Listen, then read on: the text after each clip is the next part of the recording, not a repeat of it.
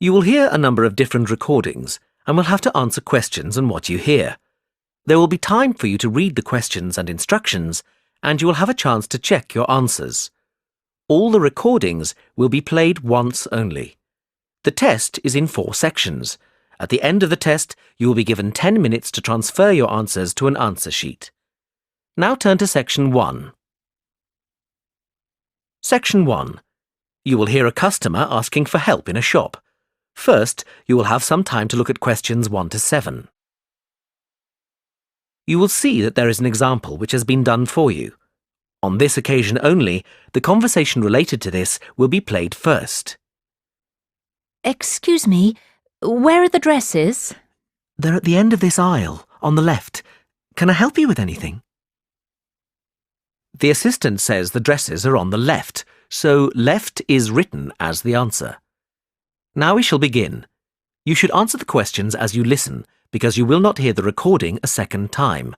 Listen carefully and answer questions 1 to 7. Excuse me, where are the dresses? They're at the end of this aisle, on the left. Can I help you with anything? Yes, maybe.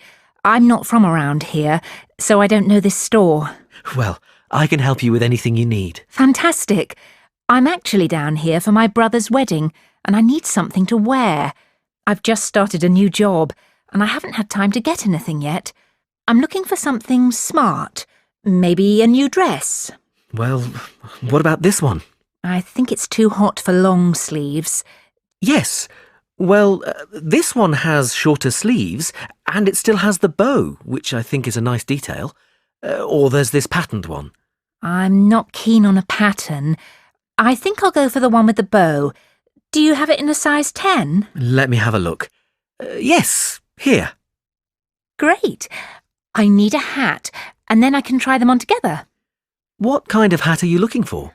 What about this one with the flower? Yes, but if I may suggest, a taller hat would add to your height. Really? Yes, try this one. Oh, I see what you mean. We have this style with the single flower or with a small bunch, and it comes with a wide or narrow brim. I like the narrow brim and just the one flower. Can I have a blue flower? I'm afraid it just comes in cream. Well, it goes with the dress anyway. Great. I'll place an order and have the hat sent to you. It'll take about 2 days to be delivered. Is that okay? Yes, that's fine. I need to take down a few details for delivery. Can I take your name? Ellen Barker. And the delivery address? It'll be my brother's address. It's 14 Brightwell Avenue. 14... can you spell that, please? Yes, BRIGHTWELL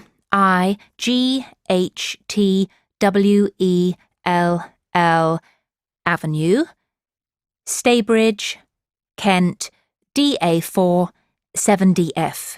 And can I take a contact number?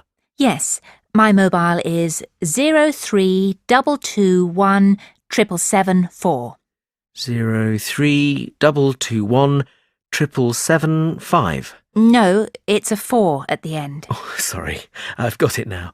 We can deliver on May the 12th. We can't specify an exact time, just morning or afternoon. Any time in the early morning is fine.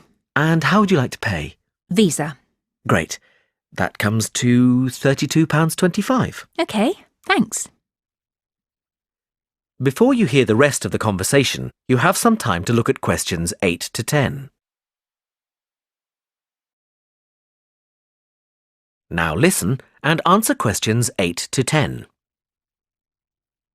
I'm just going to try this dress on and then look for shoes. Where are the changing rooms? They're to the left of the store, right next to customer services. And I want some shoes and accessories too. Where can I find them? The accessories are in the women's wear department. The shoe department is right at the front of the store, between menswear and home furnishings. Oh, no, sorry. We've just moved the shoe department for the summer season. It's now very near the changing rooms, actually, straight in front of them. Thanks so much for your help. And where can I pay for the other things? The cash desk is at the front of the store, by the menswear. Thanks. That is the end of section 1. You now have half a minute to check your answers.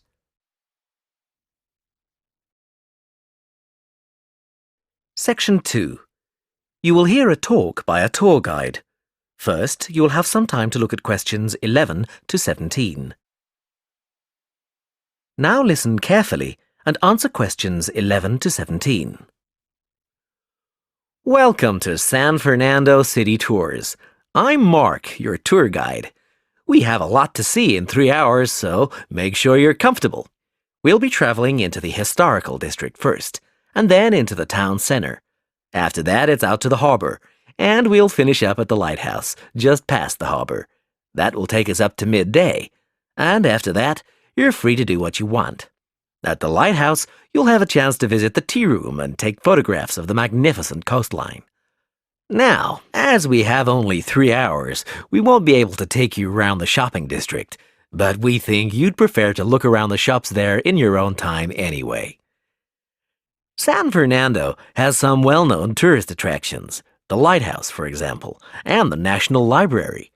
However, the little-known military museum is not to be missed. Be sure to visit before you leave. Now, there's a lot to do in San Fernando. Indeed, there really is something for everyone. For those who love the water, I can recommend a trip on the Seafarer, one of the most famous boats on the San Fernando River. It does an evening trip with a 3-course meal included. It's great fun for everyone, but especially for young people in their teens or 20s. After 9, there's a disco on the boat, and it gets really lively. Then there's a climbing wall near the town center. It's incredibly popular, with a large wall for expert climbers and a smaller wall for novices.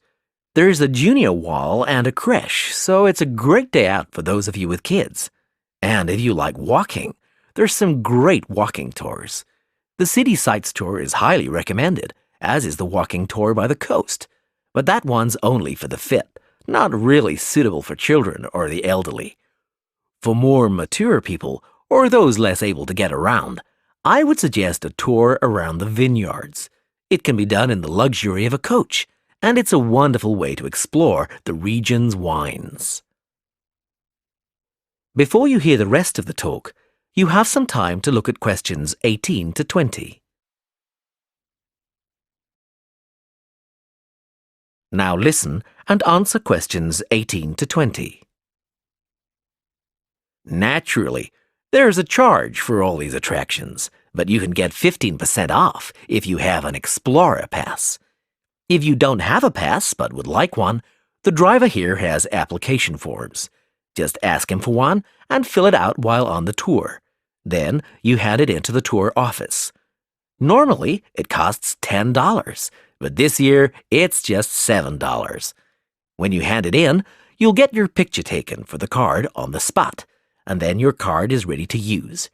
Remember to show it whenever you pay for anything. The discounts apply not just to tourist attractions, but some bars and restaurants.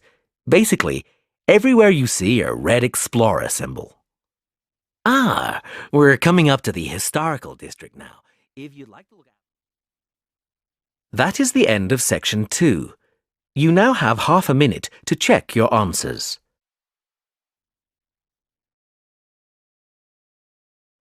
Section 3. You will hear 2 students and their tutor discussing a wildlife presentation. First, you will have some time to look at questions 21 to 26. Now listen carefully and answer questions 21 to 26. Hi, Katie. Hi, Ian. Come on in. Hi, Professor Gordon. We wanted to talk to you about our wildlife presentation next week. Have you decided how to organise it? Yes, Professor. At first, we were going to focus on the cat family, but then we decided to talk about nocturnal animals instead. Yes, good idea. And how is your planning going? It's going well. We think we have enough material for 20 minutes. The advantage is that there are so many visual aids we can use. We found lots on the internet which we think will be really interesting for people. The problem is that this topic has been hard to narrow down. If anything, we've got too much information for just 20 minutes. How do you think we could narrow it down further?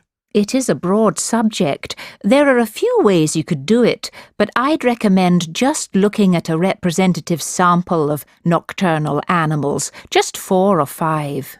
Yes, and maybe we could choose one animal from each continent, or a land creature, a marine creature and a winged animal. I like the idea of separating it by different types of animals. And if we limit the detail, we'll definitely have enough time. But don't limit the detail too much. Also, think how you're going to interest the audience. Well, we're going to have a picture for each animal so we can talk through the picture. That's a nice idea, but don't limit yourself to pictures. If you can find any clips of the animals, use them. Showing brief video clips can keep an audience interested. I'll look on the internet tonight. And think of questions to ask your audience. People like to be involved. Yes, that's a great idea. Anyway, Professor, we've been practicing our presentation and we'd like to show you a small section. Is that okay? Well, we just have a couple of minutes left, but go ahead. Before you hear the rest of the conversation, you have some time to look at questions 27 to 30. Now listen and answer questions 27 to 30. Well, we were thinking of presenting each animal with a picture and describing their physical characteristics. OK, but not in too much detail. That's just background information. We'll start with the jaguar. I'll introduce it by saying that the jaguar is a nocturnal animal and the only species of the genus Panthera to be found in the Americas. Like any cat, it has whiskers and it can move quickly. Its spine has great movement, meaning a jaguar can take long strides, sometimes up to 5.5 meters. This can make it a deadly predator, as you can imagine. Moving on to the fur, its fur is quite distinct. The markings are like black donut-shaped spots on its otherwise yellow fur. People often confuse them with a leopard for this reason. Now, the tail is interesting. Although people think that the tail has stripes on it, the fur on the tail actually is similar to the body, with black circles around the lower section. The jaguar is generally a creature to be feared. Oh yes, I should have mentioned this earlier. Sorry, like most cats, it has sharp, retractable claws. Yes, that's fine, but be careful. The jaguar is usually thought of as nocturnal, but strictly speaking, it's crepuscular. In other words, most active between dusk and dawn. But as long as you mention this, you can put it under the umbrella of nocturnal. Is that all? Yes, I think so. Thanks, Professor. That is the end of section 3. You now have half a minute to check your answers.